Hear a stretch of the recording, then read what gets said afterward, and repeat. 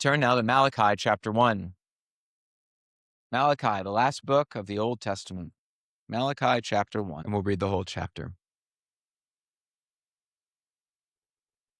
The burden of the word of the Lord to Israel by Malachi.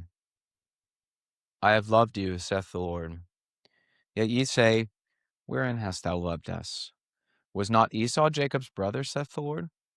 Yet I loved Jacob, and I hated Esau, and laid his mountains and his heritage waste for the dragons of the wilderness. Whereas Edom saith, We are impoverished, but we will return and build the desolate places. Thus saith the Lord of hosts, They shall build, but I will throw down. And they shall call them the border of wickedness, and the people against whom the Lord hath indignation forever. And your eyes shall see, and ye shall say, The Lord will be magnified from the border of Israel. A son honoreth his father, and a servant his master. If then I be a father, where is mine honor? And if I be a master, where is my fear? Saith the Lord of hosts unto you, O priests that despise my name. And ye say, Wherein have we despised thy name? Ye offer polluted bread upon mine altar. And ye say, Wherein have we polluted thee? In that ye say, The table of the Lord is contemptible. And if ye offer the blind for sacrifice, is it not evil? And if ye offer the lame and sick, is it not evil?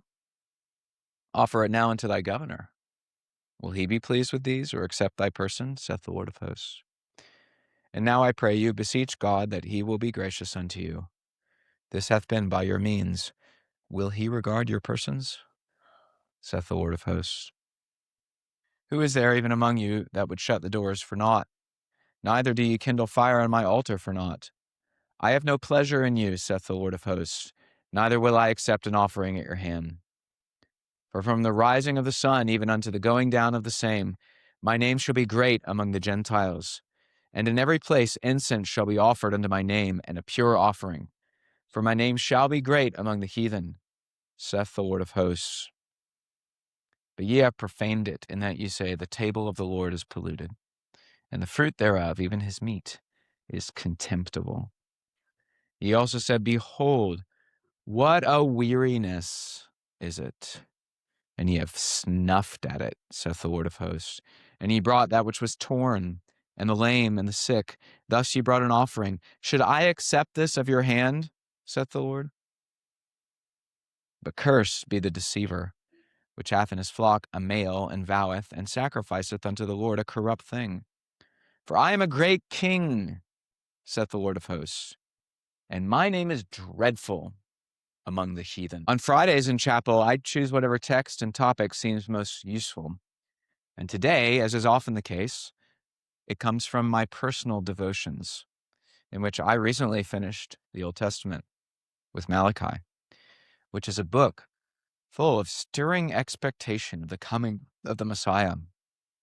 And like all the other prophets, it contains serious dealing with the people's sin. Chapter 1, which we read, addresses their proud refusal to serve God. And even when they do serve him, the failure of that service that they give him. And in our text, it focuses on the failure of their offerings in the temple.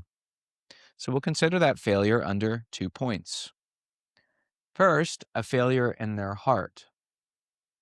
And then second, a failure in their offerings. So first, a failure in their heart. Men are coming as the people cometh, as we hear in Ezekiel 33. But their bodies are present and their hearts are not. Their hearts are not in the worship. And so we hear of 3 things, 3 failures in their heart. First is boredom. Ye said also, Behold, what a weariness is it. Oh, I can't stand bringing all these offerings. Sheep after sheep, and goat after goat, and bread and wine and oil every day. What's the point of all this? In the New Testament, now that the temple's gone away, the equivalent will be, we go to church every Sunday. Why do we keep going back? What's the point of all of this? What a weariness it is. This makes me tired, these men are saying. They're bored with the worship of God. Now, when you're bored with something, that shows that you don't really love it, because you're never bored with the things that you enjoy. You're not bored, boys, ever with lunch break. It seems you have an easy way to find a million things to do that you like. But when you are bored in worship, that means you don't like it. You don't enjoy it. You don't look forward to it. What a weariness it is. So boredom is a failure of the heart. Second, contempt. That is despising the worship of God. This is inseparable from boredom. They're bored because they really don't like it.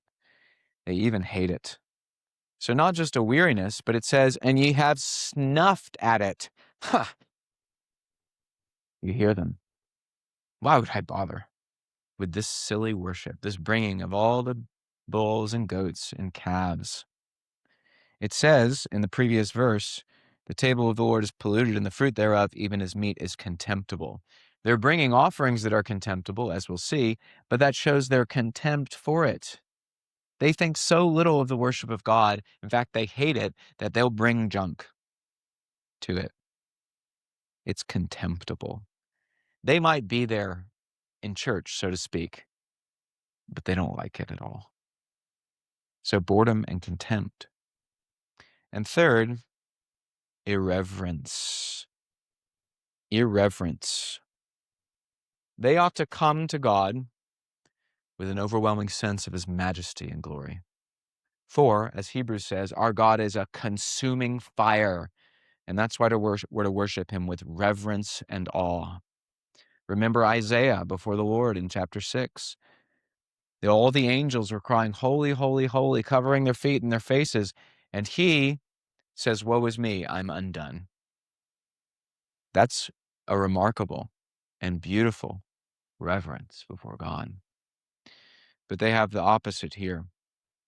All of this mistreatment, boredom, and contempt of the worship of God shows further a heart that does not revere him, does not fear him, does not honor him. And that's why our text concludes in verse 14 and says, for I am a great king, saith the Lord of hosts, and my name is dreadful among the heathen. All nations, to some extent, fear me. Why don't you? I am Jehovah, the everlasting, almighty, infinite, eternal God. And you treat me like this? Irreverence.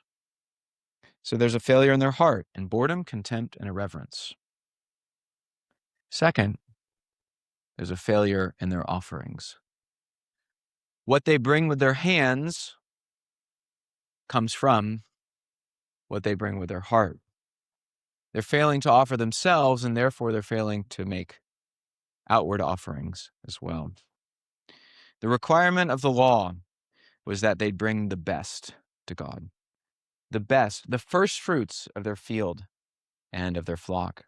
And they would bring the males, especially the male that first opened the womb. But God recognizes that their offerings are not according to that law. It says in verse 13, ye brought that which was torn and the lame and the sick. Every animal they were to offer was to have no blemish, no mark. It was to be perfect. But they thought this way, well, I know I ought to make an offering, but I want to keep the best for myself.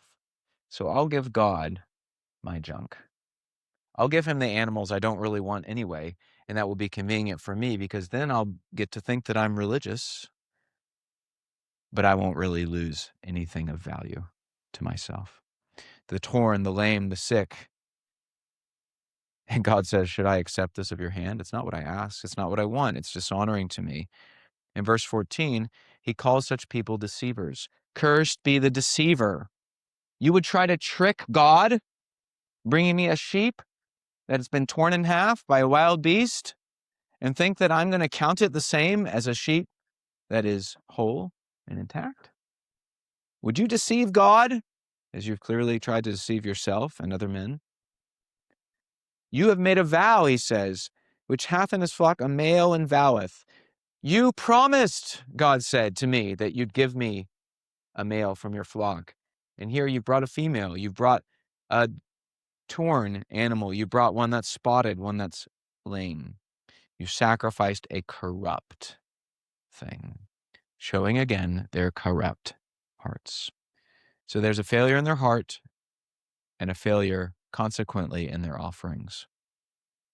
Now, I want to focus on our doctrine on the positive. Why are these things so evil? It's because of the duty that's implied in this, that to our greatest and best God, we ought to give our greatest and best things. Again, to our greatest and best God, we ought to give our greatest and best things. Or to put it more simply, to the best God, we owe our best. I want to open this in two further points. One is God's worthiness. God in himself deserves the best because he is the best. Think of how Romans 11:36 teaches us this. For of him and through him and to him are all things, to whom be glory forever. Every good thing comes from and through him, and therefore everything ought to come back to him. If he is the one that's given you all good things, and from whom all good things flow, and in whom all the goodness of every creature is contained, and much, much more, don't you think that he deserves to have the best things given to him? To him be glory forever. And this is why, when we see the saints praising God, they're often attributing to him the best things as a way to say that he deserves. In fact, in Revelation 4 and 5, they say this very thing. Verse 11 of chapter 4, thou art worthy, that is, thou dost deserve, O Lord, to receive glory and honor and power, the greatest of all things to the greatest of all kings. And then in chapter 5, we see particularly to the Lamb, verse 12, that is Christ. Worthy is the Lamb that was slain to receive power and riches and wisdom and strength and honor and glory and blessing. This is how we praise God with our lips, by telling him that he deserves not just our lips, but every other thing. And among those things, he deserves the best. Why? Because he is the best. Second, then, follows our duty. God's worthiness, our duty. God commands this very thing. He tells us in Romans 12, verse 1, that we are to present our bodies as living sacrifices. And body there is a sign of everything. Not giving your body, but withholding your soul. But giving your body as a token of your whole life and all that is within you. And that certainly includes the best things. And what is, among all of your faculties, all of your being, the best thing that you can offer to God? It's your heart. And thus we hear in Proverbs, my son, give me thine heart. Because as Proverbs 4:23 explains, from the heart come the issues of life. It's right here that everything comes from. And so in giving God your heart, you're giving him the best. You're giving him the source of all that is in you. God commands it. And remember the sum of the law. All our duties are summarized in one phrase. Love the Lord your God with all your heart, with all your soul, with all your strength, with all your mind. Another way we could interpret that is give your best things to the best God. Remember, by example, Abraham did this, giving a tithe to Melchizedek of all his substance, and in chapter 22, giving his only son to God, Isaac. David and Solomon gave untold riches to the building of the temple. In Acts 2, the believers held all things in common and sold of their possessions to make sure that Christians were well cared for, and in this way, they gave their best to Christ himself. We read of the generosity of saints in 2 Corinthians chapter 8, similarly, but the greatest example of all is Christ, who, we read in Galatians chapter 2, verse 20, every Christian can say, loved me and gave himself for me. And if Christ did not spare his best for you, Christian, then why would you dare spare your best from him? So to our greatest and best God, we ought to give our greatest and best things. This brings us to application, and there are two this morning.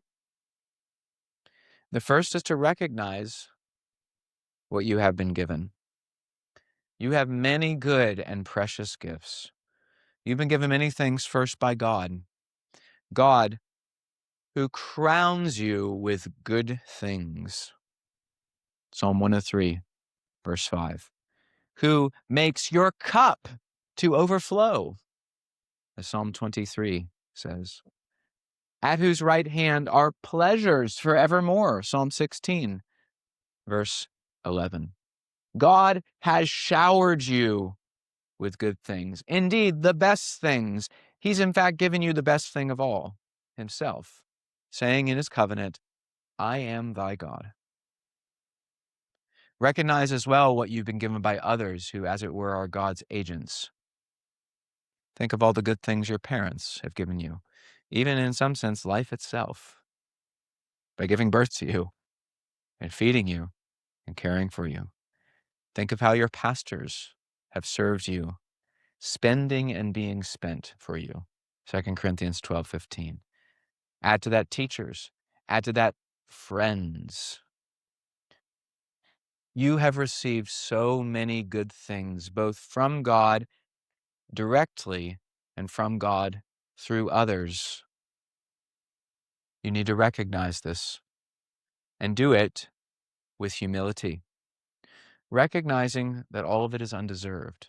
You don't deserve any good thing from the hand of God, not of and by yourself.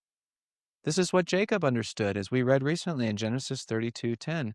I am not worthy of the least of all the mercies thou hast shown unto thy servant. And receive them not only with humility, but with contentment. Remember the next chapter, 33, Jacob and Esau both told each other, I have enough. This is the heart of receiving from God, humbly and with contentment, and certainly with thankfulness. Recognize what you've been given. And now, second, freely give in return. Matthew 10:8 says, freely ye have received, freely give. And this is the command for you of this text. Say to others and to God what we heard about the ministers in 2 Corinthians 12:15. I will gladly spend and be spent for you. I will gladly give myself unto my God, and for God's sake, unto my neighbor. Remember in this, Acts 20, verse 35, how Jesus himself said, as Paul tells the Ephesian elders, it is more blessed to give than to receive. You see, these men coming in the days of Malachi to the temple thought the opposite. They thought it's more blessed to receive than to give. It's more blessed to withhold than to be generous.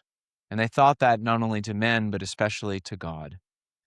What an insult to the God who gave all things to them, who deserves all things from them, and who says to them, I am a great king, and my name is dreadful among the heathen. How dare you, then, withhold from me your very best? Christ calls you today, boys and girls, to give your best to God, to offer your bodies and your souls a living sacrifice to him, holy and acceptable. Let's stand and pray.